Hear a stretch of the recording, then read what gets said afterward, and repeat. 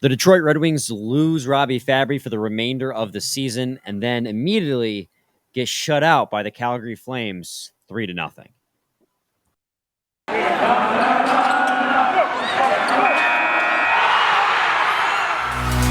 You're Locked On Red Wings, your daily podcast on the Detroit Red Wings, part of the Locked On Podcast Network, your team every day.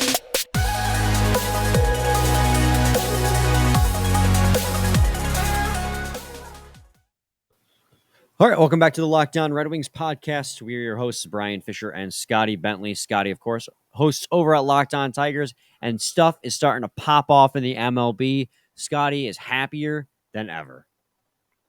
I'm so happy baseball is back, man. I really am. I'm so happy. Yeah, there's actually stuff going on. Players are all reported to camp now. Spring training starts this Friday. What a time. Yeah, and at least you got that going on in your life, because the Red Wings are spiraling, Scotty. Absolutely spiraling. And we're going to talk about that tonight, or on today's episode, rather, tonight for us, while we're recording this. But first, I got to thank you guys for making Locked On Red Wings your first listen every single day. We are free and available on all platforms. Today's episode is also brought to you by BetOnline. BetOnline has you covered this season with more props, odds, and lines than ever before. BetOnline, where the game starts. BetOnline. There it is. Just the ever little subtle BetOnline for the top of the show sponsor. All right, Scotty. Before we get into that abysmal Calgary Flames Detroit Red Wings game, we got to talk about Robbie Fabbri and the fact that I'm gutted, man. I'm absolutely gutted for this man. He just earned himself a 3-year, $4 million a year extension, 2 months ago. And then during the game against the Minnesota Wild, he tore his ACL in his left knee, which, if you're anyone who's ever familiar with sports, that's a season-ending injury, and honestly, for a lot of players, a career-altering injury.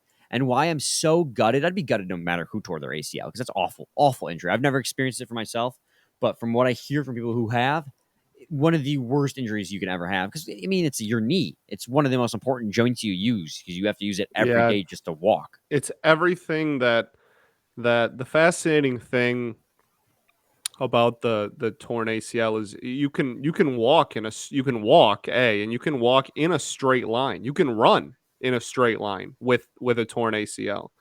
But the second you want to turn, just gives out completely. It's all anything that's not in an exact straight line.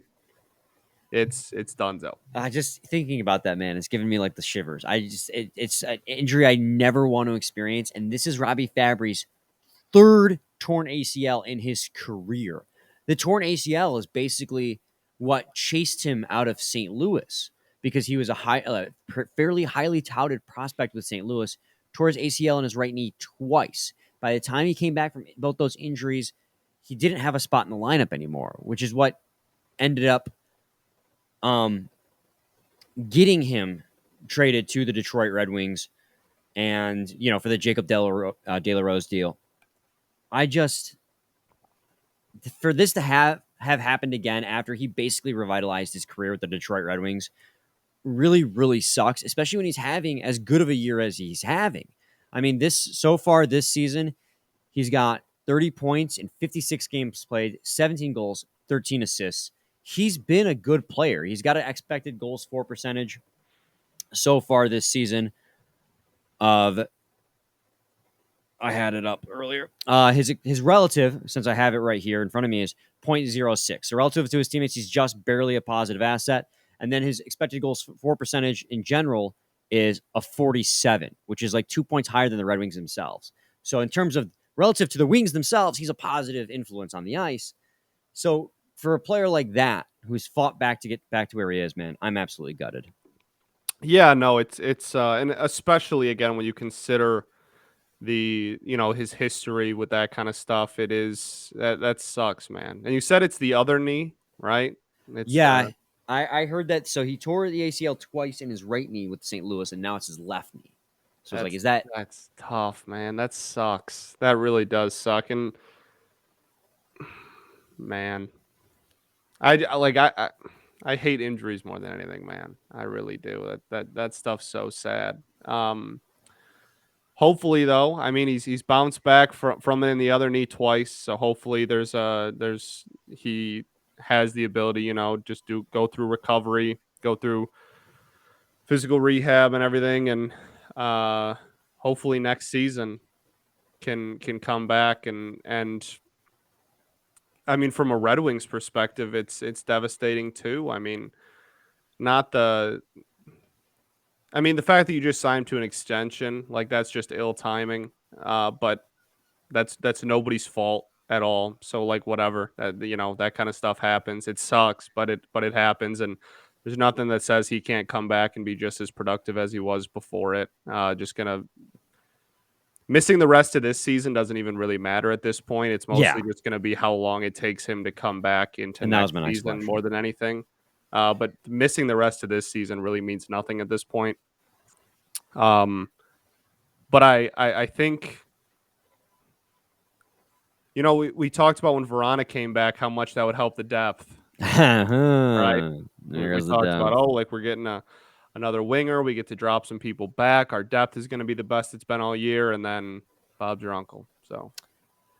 And yeah, my next question was going to be like, what's the timeline on this type of injury? Like, is he going to be able to make it back for the start of next season, which would be in September? That's, a 6-month recovery period. I guess technically the start of next season would be in October. So it'd be, a 7-month recovery period from recording this on March 14th. Even that would be, that you would likely then he wouldn't play any of the preseason, and you're just going to have his first game back from a torn ACL just be like, the home opener or whatever. 17 minutes on opening night. Yeah, like probably not.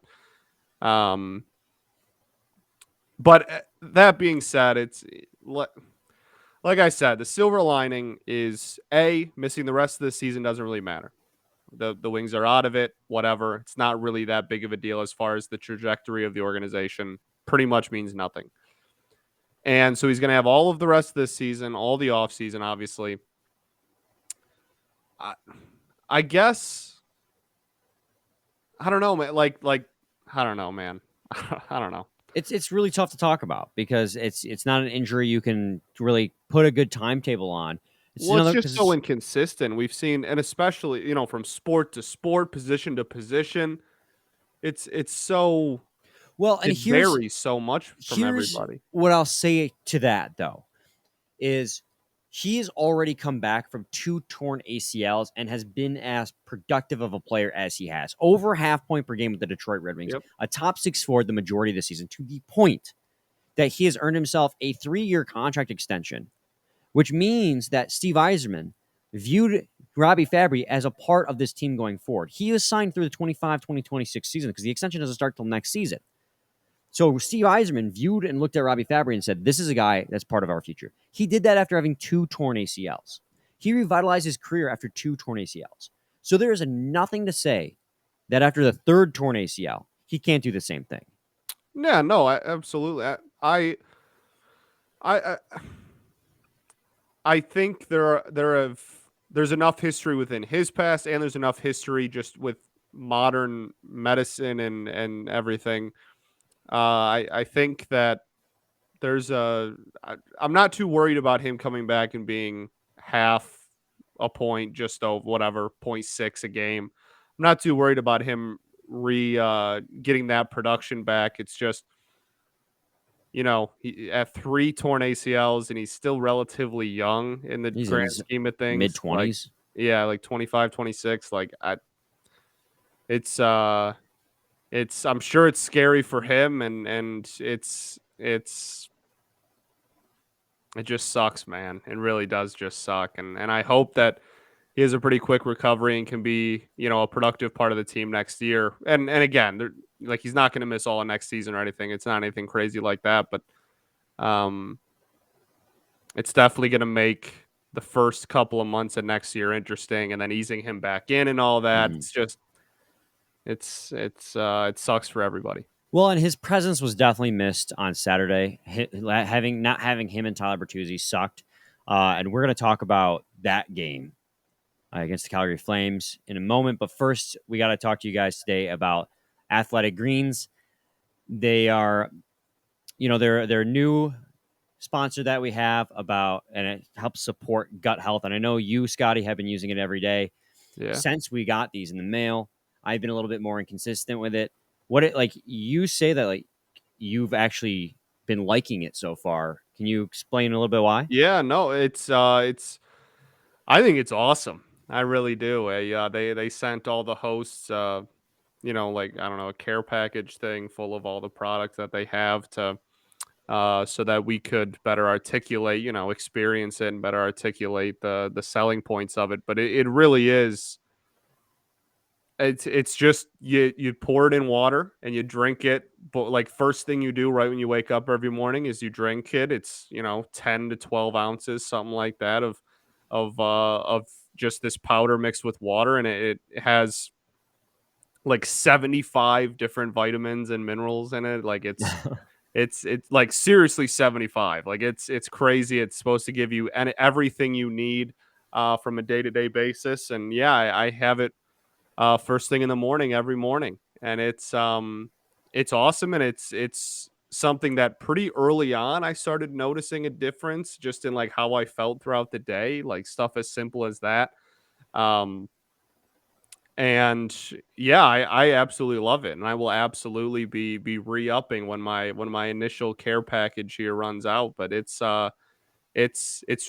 very easy. It's literally just like 10 ounces of water that every morning, and the benefits for me have been incredible. And like I said in the last time we talked about it, a couple of my buddies are like really big into like one of my buddies is literally a personal trainer, and he like freaked out when I told him that they sent us like that. He's like, "Oh, that's so cool. Like, yeah, it's amazing," kind of thing. So there's like a lot of athletes are getting on the wave. I know Tarek Skubal just posted like a thing a couple of days ago of him uh like saying that he just got his first box. Like Oh, it's okay. Now I'm sold. No, but like seriously, like when you see professional athletes, like this is stuff they take. It's like, okay, well, that's a little bit like it gives it a little bit of what's the word I'm looking validity. for? Yeah. Validity. Yes. Yeah, no, it's I'm a writer. It's cool though. Like it is. There it is. It's cool though, and it's like I said, it's super practical. It's super easy.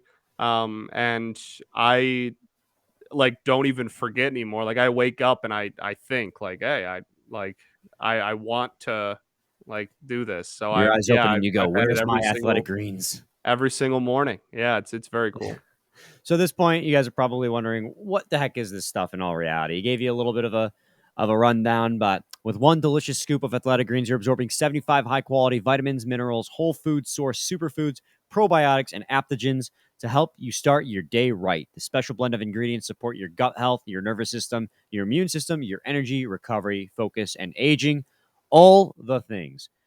So when you use athletic greens, it's lifestyle friendly whether you eat keto, paleo, vegan, dairy free, or gluten free. And it contains less than 1 gram of sugar, no GMOs, no nasty chemicals or artificial anything, while still tasting good. It costs you less than $3 a day. You're investing in your health, and it's cheaper than your cold brew habit.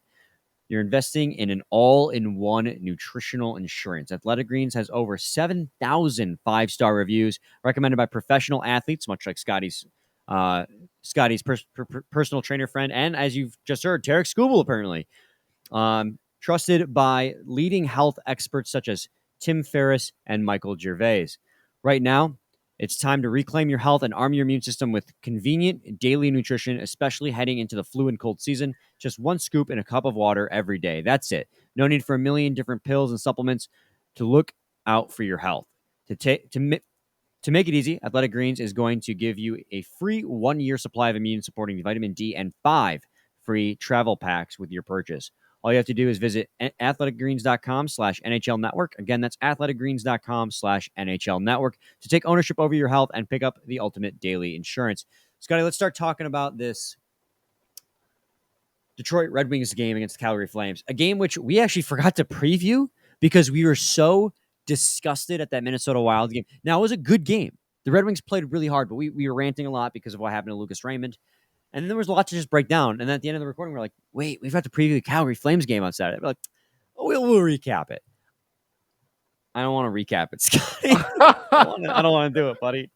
Don't make me do it. Yeah, not great. Not great, Bob. And I feel like we've been saying that so much lately. This Detroit, like the Detroit Red Wings, and I you know what? And there is an argument to be made, but the Detroit Red Wings, in my opinion, have been spiraling a lot lately.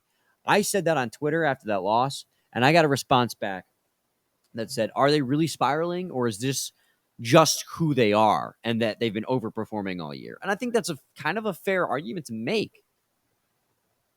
Yeah, I mean, I don't know.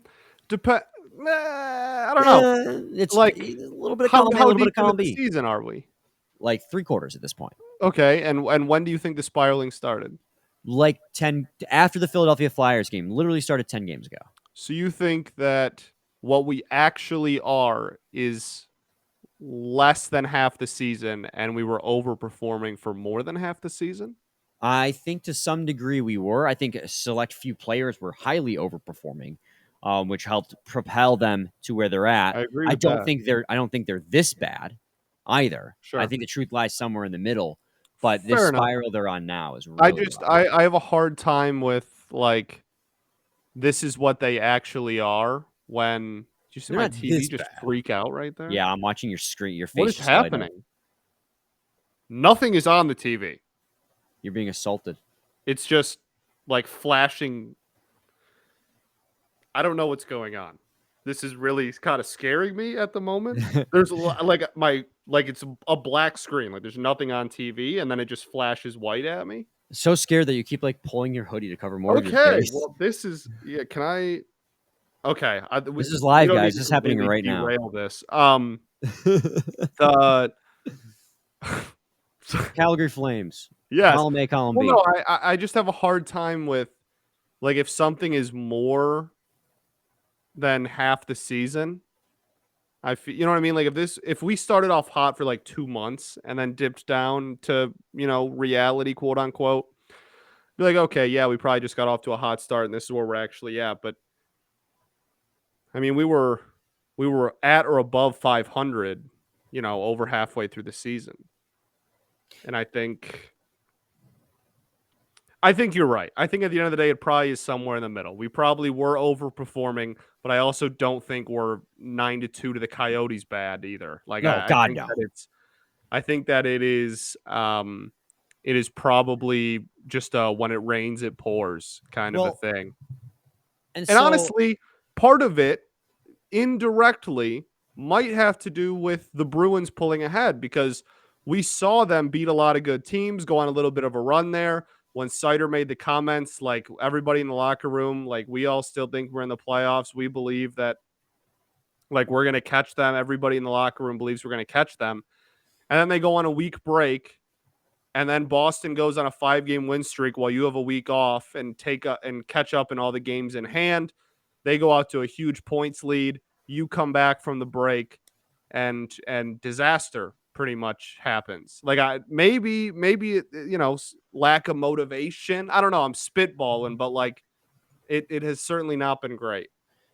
Yeah, and I mean a 3-0 loss to the first place in the Pacific Division Calgary Flames with a record of 36-16-7. It's not necessarily a surprising loss, and I'm not going to say it is. And we knew this stretch of the schedule was going to be extremely rough. The Arizona Coyotes were supposed to be the break in there, and the worst loss came to them of all teams.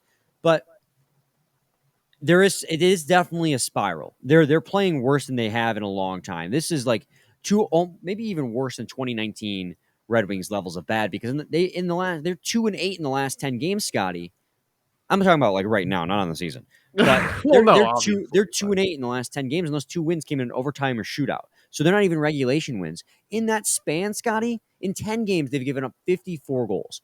They have been, on average, given up 5.4 goals a game while only scoring 3 goals a game.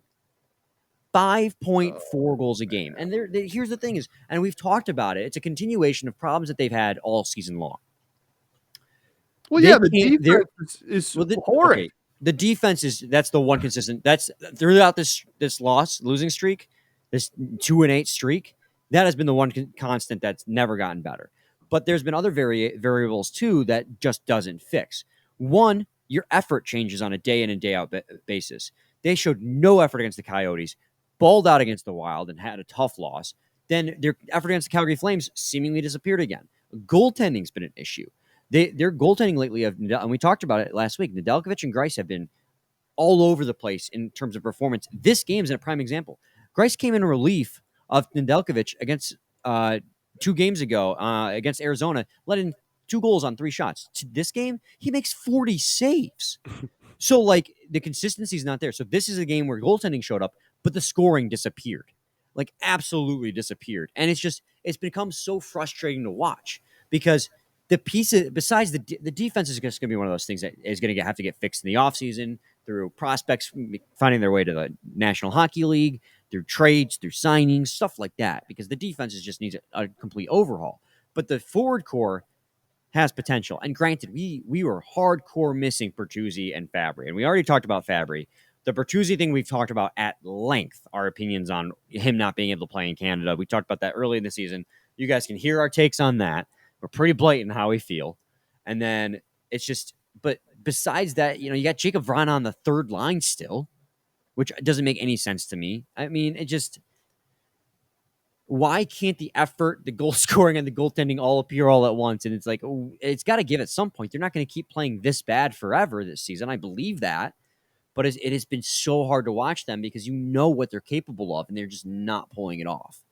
Yeah, I mean, I don't know. Like, I have to keep reminding myself that this season, even if we have a brutal last quarter of the season, is still a pretty big step in the right direction, and more good than bad came out of this season. And I think at the end of the day, this is a step in the team growing process. You have a lot of pieces that show flashes of being really good. You have Ned, who's shown flashes of being really good. You have not even flashes. He was good for the majority of the season, right, and we think it might be workload related. Why you have a top 6 that shown flashes and pretty consistently at one point as well was incredibly productive. You have one singular defenseman that has shown brilliancy, right? Like, you have all this stuff that is consistently inconsistent, and good way part of growing as a team and part of coming out of a rebuild is all of those things, not just flashing anymore and just being good. Like, we've seen flashes of them being good. Okay, well, the next step is them being good all the time. And I think that at the end of the day, this is probably just a step in the growing process. Yeah, absolutely. Transition here. We're going to continue this conversation, but first, I got to talk to you guys about BetOnline. See, that's how I should always do it if I don't know what I'm going to say. I'm going to talk more about this, but first, a sponsor. It's that time of the year again as college basketball's tournament is finally upon us. From all the latest odds, contests, and player props, BetOnline.net is the number one source for all your sports betting needs and info. BetOnline remains the best spot for all your sports scores, podcasts, and news this season. And it's not just basketball. BetOnline is your continued source for all your sports wagering information needs, including live betting and your favorite Vegas casino games. Head to the website today or use your mobile device to learn more about the trends and action. BetOnline, where the game starts. Also got to talk to you guys today about Built Bar. This is the time of year where we've all guys, it's mid-March at this point. New Year's resolutions are out the window. But when it comes to Built Bars, I guarantee you're still eating them. Why? Because it's almost like you're not even eating a candy or a protein bar. It's like you're eating a candy bar because how good they taste. If you haven't tried their puffs yet, you need to. You're missing out if you haven't. Puffs are the first ever protein-infused marshmallow. They're fluffy. They're marshmallowy. They're not just a protein bar. They're a treat, and they're covered in 100% real chocolate. Puffs are a fan favorite with some incredible flavors. Yummy cinnamony churro, coconut marshmallow, banana cream pie. They're so good. These are going to be your new favorites. Most Built Bars contain 130 calories, 4 grams of sugar, 4 net carbs, and 17 grams of protein. Compare that to a candy bar, which normally has 240 calories, 30 grams of sugar, and dozens of net carbs. So at Built.com, They're all about the taste. They make it taste delicious first and figure out how to make it healthy. And I don't know how, but gosh darn, they always manage to do it. Go to built.com, use promo code LOCKED15 and get 15% off your order. Use promo code LOCKED15 for 15% off at built.com. All right, Scotty. So did you know after the first period, the Red Wings had one shot on goal while getting outshot 19? Yeah, it's really bad, man. This is really bad. And this is what I'm talking about with when it comes to effort. And okay, so granted, 2 of your 6 top forwards, sneaky. You see that mute job though? Yeah, that was amazing. I didn't hear it at all. He sneezed, guys. If you're not watching, he sneezed, and like right as he sneezed, he muted it, didn't catch it. But now everyone knows you sneezed. I was like, oh, and I was trying to find the button really quick. I've announced it to the world now, so your efforts were in vain. Everyone knows you sneezed. Oh no, people are still impressed by it. So yeah, the Red Wings just couldn't get any offense going. I don't know. Granted, like I said, missing two of your 6 top forwards hurts, but it's one of those things where you gotta rise above it. You know, you can't use those as crutches, as excuses to why you didn't perform. Regardless of any of that, one shot against in that first period, and then to have only 5 shots on net after 2 periods is absolutely embarrassing. Yeah, no, it's horrid, and there's, you know, if you get goodness gravy. Yeah, look at that. That's all situations. Wow. So what I just put up on the screen, brutal, dog. Totally cutting Scotty off. Sorry about that, buddy. I threw the heat map up, and the Red Wings have nothing but green in the entire zone. But if you notice, Scotty, look at where there's not color in front of the net and inside the circles. The Calgary Flames played such perfect defense that the Red Wings weren't able to get any shots in the slot. They have a couple in the high slot, but the majority of their shots came from outside the danger areas, along the boards and up by the blue line. Meanwhile, what do you see with the Calgary Flames heat map? It's there's literally there's literally a straight line of red from right on the goal, like the goalposts, basically straight through the ice all the way almost to the blue line. Is just all a straight line of red. There's more yellow and red on that heat map than there is green. Correct. You could say it's a sea of red because that's their thing. Yeah, that was good, man. So I just wanted to throw that out there because this really helps visualize how paltry the Red Wings offense was in that game. Now your point. Sorry, I cut you off with the heat. No, I mean, like, man, that's brutal. That's really tough. My point is just that there's okay. You get outshot like 22-30. You'd be like, all right, like we didn't have our best players, whatever. You got outshot, what, 19-1, did you say? 19-1 after the first period. Yeah. Like that's, I don't, if you got NHL players on your team, that just shouldn't be a thing. Like that's horrible everything. That's horrible defense. The other team's on pace for 60 shots. You're on pace. You're on pace to lose the shot on net battle 60-3. So congratulations. And yeah, you're banged up. Your roster's banged up. I get that. You just called up Luke Wachowski and Taro Hirose. Wachowski, who played in the game. It's just I struggle to, especially with the stretch that they're on when they've had the players. Like even when they had Robbie Fabbri and Tyler Bertuzzi, they still were struggling against teams. So I struggle to use these injuries and the inability to play in Canada as an excuse as to why the team is playing so poorly. I mean, Thomas Greiss balled out in this game. An insane bounce back effort from a guy who's been struggling a lot lately, who we were critical of just 2 days ago, made 40 saves when all he did all game long was get peppered. You saw that heat map. So many shots, and he balled out. It was 1-0 into the third period. And the only reason, and mind you, the Red Wings actually started playing a lot better hockey in the third period. I think they had 15 of their ended up 20 shots came in the third. And then so their momentum in air quotes stopped because they got a penalty. Flames scored on the power play. If it weren't for Thomas Greiss, none of that would have happened. Yeah, no, I mean this could have been a lot uglier than it even was, and it was already pretty damn ugly. I just I, What do you do? Like this is just a frustrate. And like you said, strides have been made this season. You look at the bigger picture. You keep your eyes on the bigger picture. Good things are coming. But good things are living in the coming. moment now is really frustrating. Yeah, unbelievably. And the thing that continues to be the most frustrating is the inability to defend Anything. anything, man. It's so exhausting. Absolutely.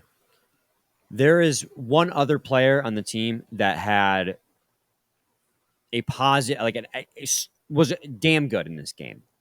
And that was Vlad Demesnikov, who played on the top line with Dylan Larkin and Raising Lucas trade Raymond, value? raising trade value. Dude, so the Red Wings had 20 shots in this game. His expected goals for percentage in this game, 75. When he was on the ice, the Red Wings had 75% of their high Is quality that scoring chances. I was trying to think have we seen anything higher than that? Not out of an individual player performance this season. I was gonna say that. I mean, since we started looking, that seems like it's comfortably the highest we've talked about. Yeah, there was I mean, you get into the 60s, you're talking about a hell of a game, man. his Corsi for was 20 shots for, 9 against. And granted, he played on the top line. And Larkin and Raymond, had offensively, they produced more shots on the ice than when they weren't on the ice in this game as a whole. But Nemesnikov especially had a stellar game at preventing shots against and creating shots for. He was just excellent on the ice. Of course, that didn't really amount to much. I mean, I'll even throw up the hockey stat card just so you can see how damn much better he was from the rest of his teammates. As long as I find the button that lets me do that. Submit form. Submit form.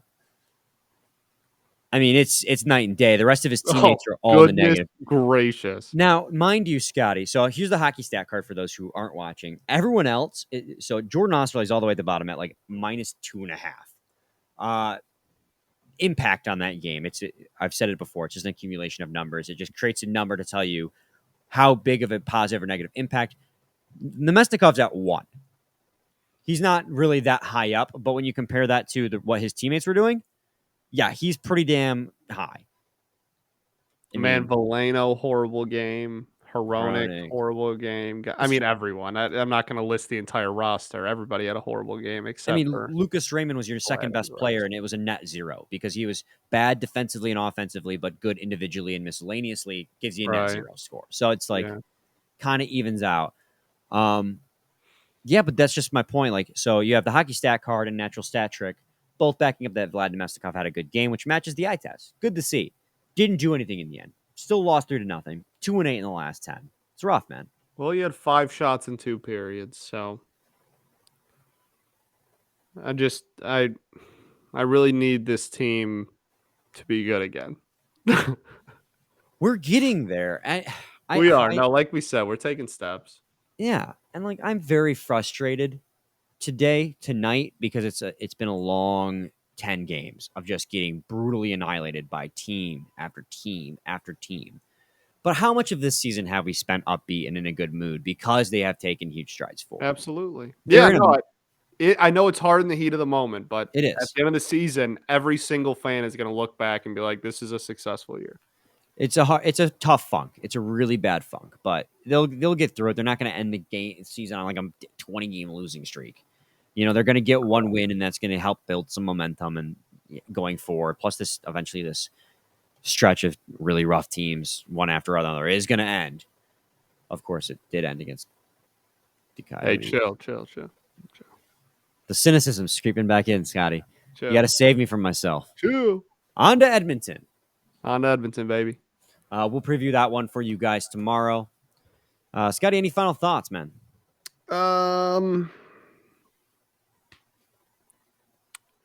Not really. Baseball I'm tired. back. We ball.